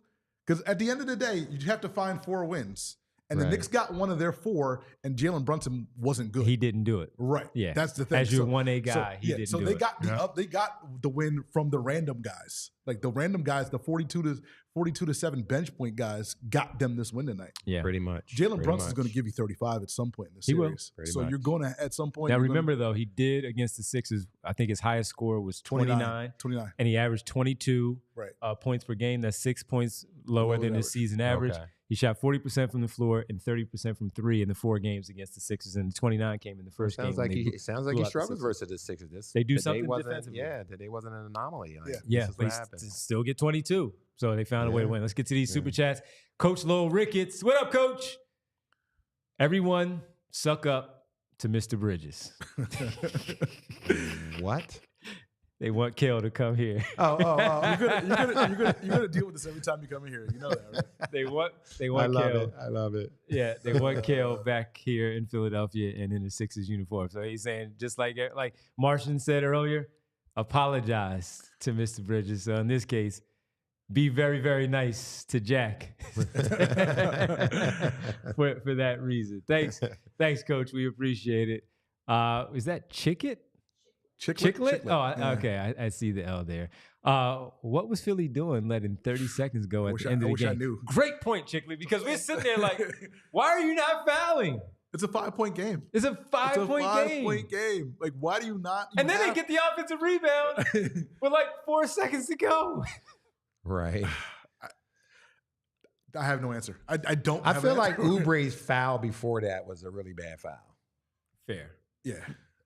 Fair. It was, what was that, a 2-possession game at that time? Yeah, and because Tyrese had scored. Yeah, and on even the play though before. they weren't in a bonus yet, and I get it, but I just think that, and what the commentary said with Nick Nurse was like saying just trap. He wasn't saying foul in that moment. Like I think it was enough time for the Sixers just to buck up, get the rebound if they missed, for crying out loud.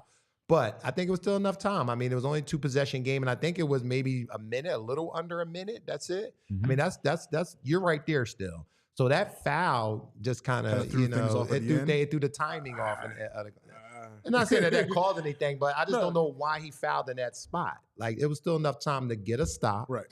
possibly get a bucket here, and then it still was maybe 30-something seconds in where you can get another stop. Don't You let them have off to the foul hook for the again. end. No, don't let them off the hook for the end. They should have fouled at the end of the. Now, granted, it probably wouldn't change the game. It probably was mathematically over at that point, Well, if you really think about it. 30 seconds left. Listen, Kevin Garnett told These me. guys are shooting great from the line. Garnett told me anything is possible. Reggie Miller scored 8 points in 9 seconds. 9 seconds. You So know?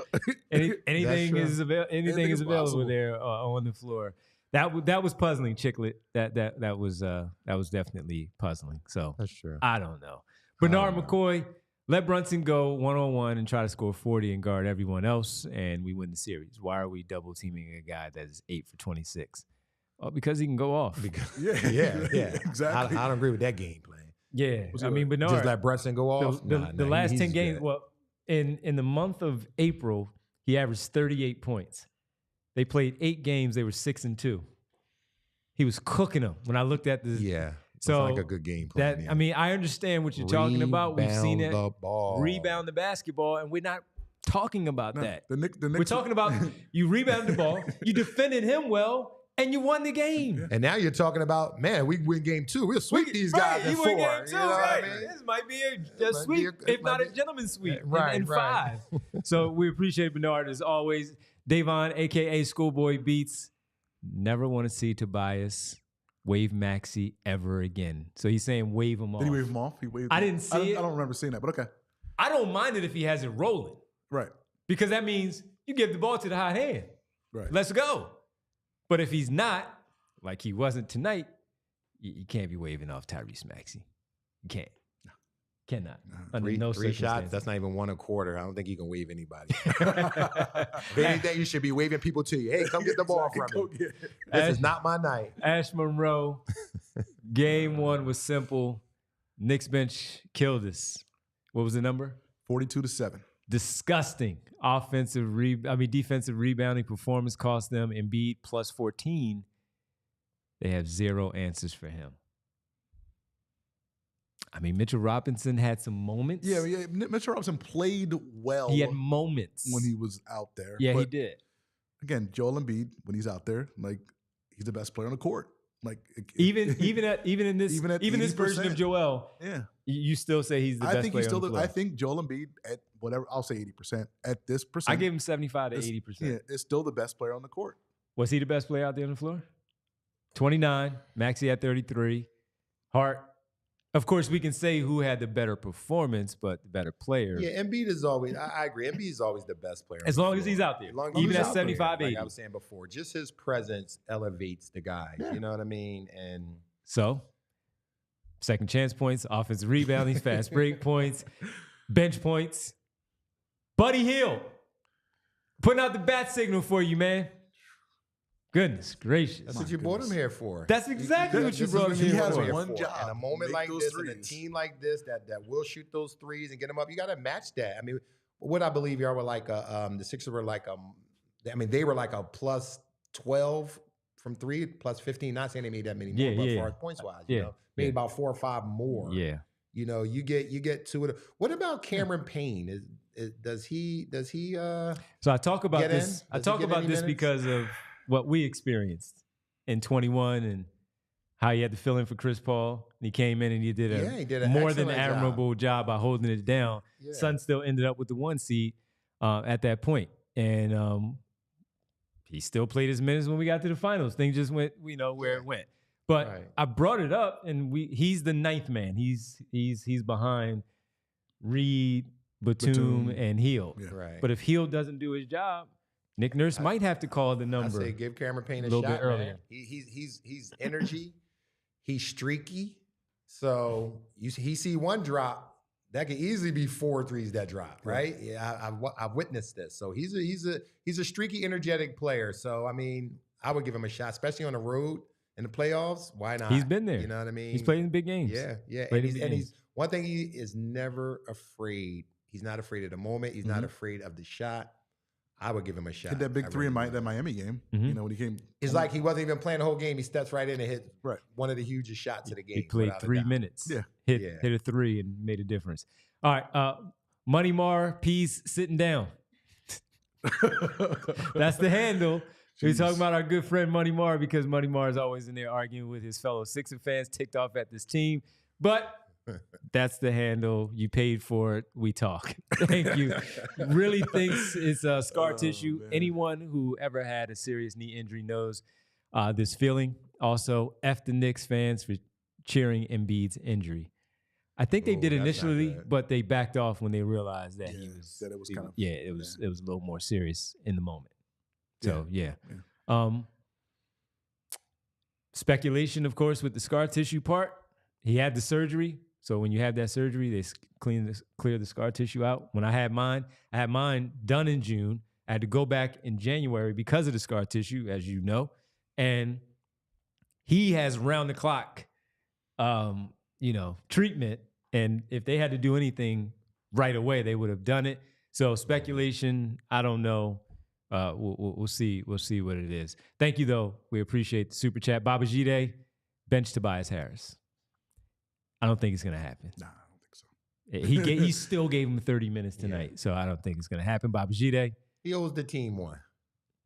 He better give him one. He owes him one. Yeah, I don't think. I'll say this. I don't think the Sixers win this series without a good Tobias Harris game. It doesn't be great. Maybe he's the one. Maybe he's the one. Right. Maybe he's the one. But I don't think if Tobias Harris doesn't have an 18.7 rebound game in the series, I don't think the Sixers win the series.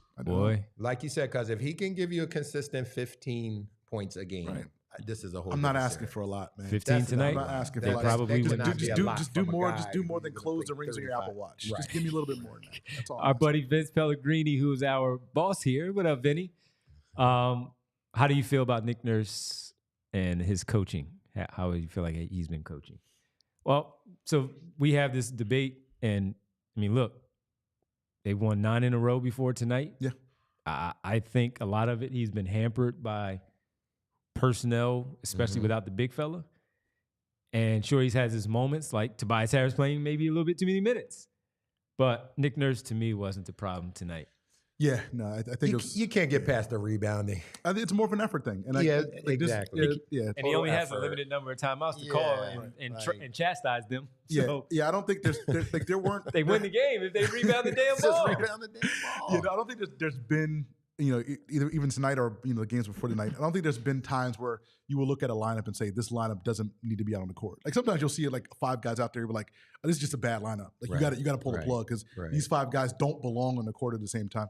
I don't think you've seen that with Nick Nurse, so plus to him for that. And then again, plus to him for the Miami game, like we talked about, making that adjustment in the second half to deal with that zone. I think Nick Nurse has been fine. Tonight it's just an effort, but sorry, Vinny. But here's the thing, though. It's like if you're the head coach, like you got to make sure those guys bring the effort game 2. I mean, that's all. If that effort comes back, if we see the same effort in game 2, I'm going to point to Nick Nurse at that point. Yes. Yeah, because whatever message you're sending is not getting through. They're not buying it, right? They're not getting through. And that's bad because it's early in his tenure. You got to match energy with energy. Yeah. Find the guys who has the energy. I keep pointing at go get him, Rick. Paul Reed. You know what I mean? Rick Council. Not putting the rookie in the game, but I'm just saying he will bring some energy. Yeah, he will. You see a moment. Oh, for give him 2 minutes. He might pick up 3 fouls in those 2 maybe minutes. Even Martin, maybe JJ Mo Martin. Bamba, again. Not Mo Bamba? Okay, not Mo Bamba. Okay, Yeah. never mind Mo Bamba. Let's go to Coach Lowell. Rick is here in another super chat. Speaking of Derek, might be time for Reed and Embiid lineups. Derek is not in favor of those Reed and Embiid lineups. You mentioned it a little bit earlier. Maybe see those. They did answer that question while we were talking to them live from Brooklyn. Our final super chat, Devon, a.k.a. Schoolboy Beats. Our hustle plays aren't the playoff rotation KJRC. Oh, okay. Well, that's a good point. The players. That's a good point. Like you're saying, like the Rookie Council's going to give you that energy. KJ's going to give you that energy. Campaign. Campaign's going to give you that energy. But they're those guys aren't either on the cusp of the rotation Right. or completely out of it. So is it up to Buddy Hield to be Buddy Hield and Nick Batum to give you that? I mean, because that's not their game. I was about to say, because Buddy Hield doesn't strike me as energy. Right. He's just His shot the making long gives you that shot. energy. Right. Yeah. Yeah, It it's just like- gives yeah. it just brings energy into the Yeah, team and in provides the it. building when them shots are falling. But just an energy guy. You need somebody that's gonna, in the first quarter, I made a note about Josh Hart getting all the 50-50 balls. Okay, you need somebody from the Sixers to get all the 50 To match that. You got to match that. Yeah, You if know, he's gonna get if he's gonna get if 5, it's 12 somebody of else them, had to get 5. you got to get this. Exactly. Yeah. I want to get back to your point though, because now you've convinced me. I think it's time for more campaign minutes, because campaign's of those guys on the bench or the fringe of the rotation.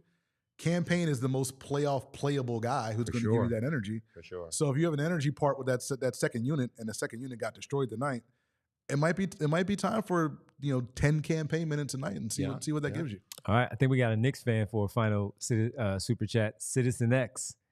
If both teams, as constructed, if both teams were 100% healthy, that's including Julius Randle, of course, on the Knicks side, the Knicks are still better. They got the better of them during the regular season, 3-1 Yeah, but in nobody the really, 4 games. But nobody But really played. Embiid didn't right. play. He played in 1 game. Right. Julius Randle didn't play in all the games either. I would tend to disagree. Yeah, Kyle Lowry too. wasn't here. Because you still got the best player on the floor. And you got 2 All-Stars on both sides. Right. You still got the best player on the floor. And the Knicks showed us Sorry, earlier Citizen before the Citizen injury that they weren't even playing that well with Julius Randle. Like it didn't flow fit, well. right. You know what I mean? Yeah. So we all know that sometimes less is more. Mhm. And that's what the Knicks have been benefiting from is with Randle going out. We clearly seen changed. the elevation Yeah. of Jalen Brunson, which Right. then changed the dynamic because him elevating also elevated Josh, also elevated Dante Dante, yeah. and Hartenstein. So, you know what I mean? You kind of got like 3 additional players with losing Randall. And the Sixers have the better coach. I would. I agree. argue. So you have the Agree. better coach and 2 of the 3 best players on the court. Yeah. Probably win the series. Big Task at Hand says, these are facts. And I agree. I agree with Citizens X. Well, look, we welcome in all Knicks fans. It's fun. It's No, we great to don't. have the back and forth, the banter. No, we don't? All right. Ray, Now, Roy one of my, said one of no, my we good don't. friends is a big Knicks I'm fan. telling you, when you log on to Twitter tonight, you're gonna see Knicks fans go That's crazy. why we in won't. mentions. Oh my goodness. That's why we Crazy won't. I do want to dimensions. shout out one Knicks fan, and that is someone who reached out, Miracle for Molly. I know Miracle for Molly. When I said my Knicks fan that texted me, Yeah. a good buddy of mine, Greg, his daughter has he has a charity for his daughter who suffers from an illness, and the charity helps out with everything. And he's a Nova grad. Okay. So when Kel was there, Okay. Kel, I think I told you, Kel and the guys, they reached out to the department, and the Kel and the guys went over to the house Oh, nice. for one of the Yeah, events. yeah. So it was really cool. So for all the serious stuff, we appreciate Miracle for Molly, and we hope everything's going well with the family. And then he also says, we beat you by 40 with Embiid playing. Now, I won't take all the nice things I said back because you're my guy. I love your family. But no, you don't. No, you don't. No, you don't. All right, we got to get ready to get out of here. This is a long post game. It's post game. And we had the guys in here, wanted to make sure we had a good conversation here tonight. We appreciate everybody for hanging out with us. Typically what we do, as always, is we run down a long list of people checking in here tonight. Even the Knicks fans coming in here talking their smack. We'll see you on Monday. Yeah. But we got a lot of people to thank, and that is starting off with Winona. We say thank you to Winona. Barbara Carroll. Barb was in there. We see the boy RJ. Remo K. What up, Remo? That 2-minute warning.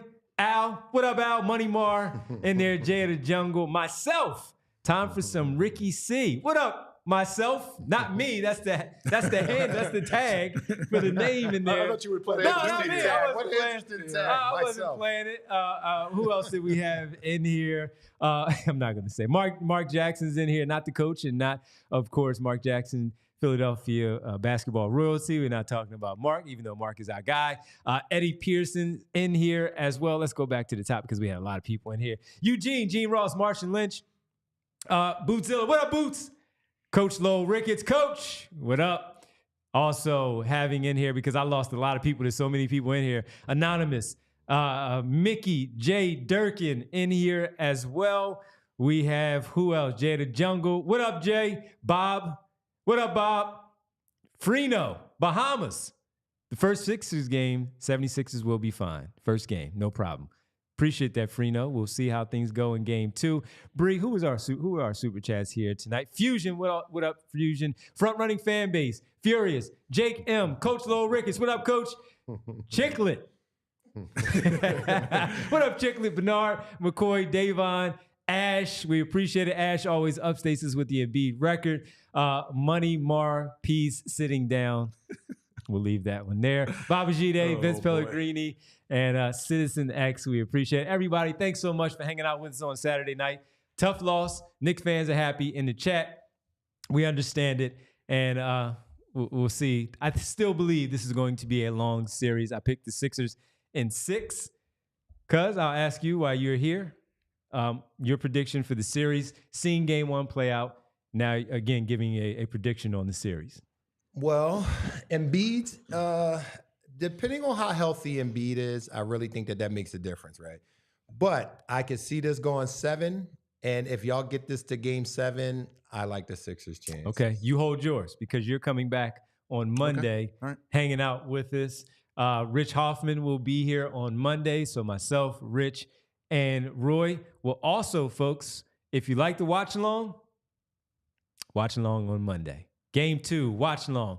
Myself, Roy, Rich, you, Bree, pizza, candy. Oh, wait, pizza? Soda, presented by Coors Light. We got you all covered. No pizza today. Sorry. You should have invited me Monday. If you're not busy, you're welcome. Matter of fact, I'm out of here. I thought I was waiting for the pizza. So watch along on Monday. We'll be back at it. We'll have a pregame show beginning at 6:30. Then we'll have the watch along. We'll tap right back in after that for a postgame show with Roy and Rich. We'll check in with Kyle and Derek from the arena. If you haven't already, please like and subscribe to the channel. Tell a friend to tell a friend. Tell the New York friends they can jump on in. Because guess what? The numbers help. And my buddy, Greg says, Knicks in 6. Whatever, dude. You just got the win. That's why you're feeling good. We still love Molly. That being said, like and subscribe. Make sure you subscribe again. Also, sign up for the Diehards, where you get tons and tons of access. Free shirt when you sign up. You get access to the Die Hard articles and the pieces that are written by Derek and Kyle as part of the playoff coverage that they have for you at allphly.com. Charlie O'Connor on the Flyers. Bo and Zach, NFL draft coming up, buddy. Coming up. You want to get those articles. You want to read those stories. It's Thursday. You want to make sure you read, sign up as a member of the Die Hard. I might have some stuff in there as well from time to time. Like and subscribe. Tell everybody else to do so. And when you do, you'll get that bell icon to alert you that the show is upcoming. Everybody, have a great night. Roy, will see you on Monday. Sir. Bree, thank you so much. Cuz, thanks for coming in, man. Listen, thanks for having me, man. This was a great experience. You've been asking me to come and do these podcasts with you forever. Anytime you guys need a sub, you know, I'm a great bench player. Tap in, man. He's part of the rotation now. I'm part of the rotation. You never know call. When he comes in, you never know who we might bring in with him. You never know. We appreciate it. Thanks, everybody. We'll talk to you on Monday. Good night. We all silly like the mayor.